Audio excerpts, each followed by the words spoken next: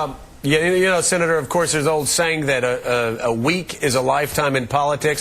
The past 2 weeks have not been very good for you. A new Time CNN group of polls from battleground states show you losing ground in Florida, Minnesota, Missouri, Nevada, Virginia.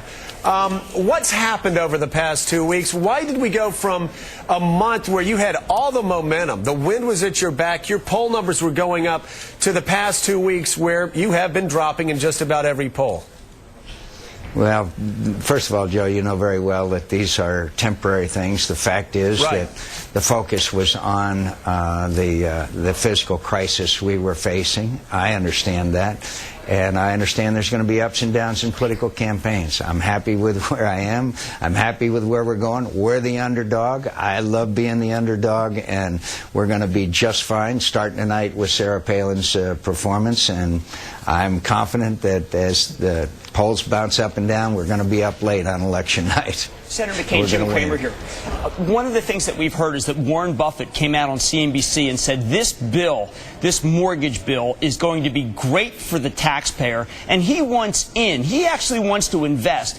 Why don't you tell people that those who believe in the American people, those who believe that homeowners will fight to keep their homes, are bankable, and you want to be able to invest side by side with the U.S. government because this plan will produce a profit? Well, I think that this plan will produce a profit, and I'm glad to say that when it does, that the taxpayers will be paid back first, which is an important provision of this bill. I also know, Jim, that you and I may have a difference on this curbing of CEO pay, but the fact is CEOs have wrecked their reputation by these exorbitant bonuses and packages and stuff. But the fundamentals of this package are good, they're strong, and the options of loans or insurance or outright purchases of these institutions, I think, give some tools to the Secretary of Treasury and the Oversight Board that I think we can recover. But Jim, I know you've been saying this. This is a tourniquet. This isn't a cure, okay? This is a tourniquet to stop the bleeding. Now we have to go about fixing the fundamental problems in our economy, and that's going to be long and hard and tough. Let's not delude anybody about the tough road that lies ahead of us. You've called for the resignation or firing of Christopher Cox, the SEC chairman. He has been quite inept and has hurt Wall Street. Would you go as far as to say that perhaps Ben Bernanke should be replaced, given the fact he was worried about inflation when we have a deflationary spiral like 1932 happening? I'm not overall pleased with his performance, but I think it's a little bit different from the person the individual is specifically assigned to regulate. And Chris Cox is a fine and honorable man, don't get me wrong. But when the captain is asleep in the cabin and the ship runs aground, it's the captain that's still responsible. Accountability. Dwight David Eisenhower, the night before the invasion of Normandy, wrote out 2 letters. One praising the men and women for their success, who made that incredible invasion possible, and the other a letter of resignation from the Army in case it had failed, taking full responsibility. We need more leaders like Dwight David Eisenhower.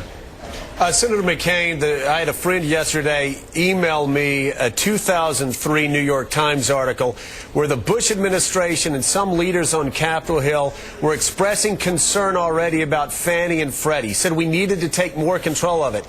Barney Frank was very critical, saying that nothing was wrong with Fannie and Freddie.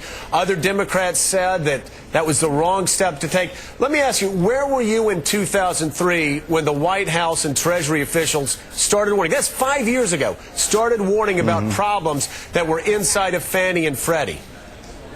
I was partially engaged. Let me say that I also had those same concerns. I articulated those concerns 2 years ago, including co-sponsoring legislation to rein them in, to stop these abusive practices. I was actively engaged at that time. A lot of us saw it coming. Look, this is inside the Beltway cronyism of the worst kind, political campaign contributions. It really is one of the sad stories of America, and it shows the incredible influence of lobbyists and special interests within Washington, D.C. And yeah, I was against it and sponsored legislation to try to bring it under control a couple of years ago.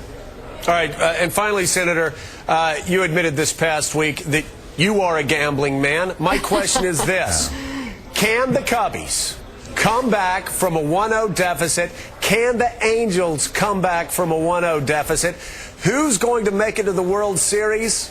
And if you're a gambling man, who would you put your money on? I don't know. I still kind of like the Red Sox. I think that I have a sentimental favorite look, and I think that they're going to do well now that my Diamondbacks have blown it. I think the Dodgers are not to be underestimated, given the fact that they got some pretty strong pitching. Yeah. I think it's very possible that both of those teams, both the Dodgers and the Red Sox, could surprise everybody. Boy, those are two class organizations. But that shows you why. Shows you why I'm not a rich man. All right, Senator John McCain.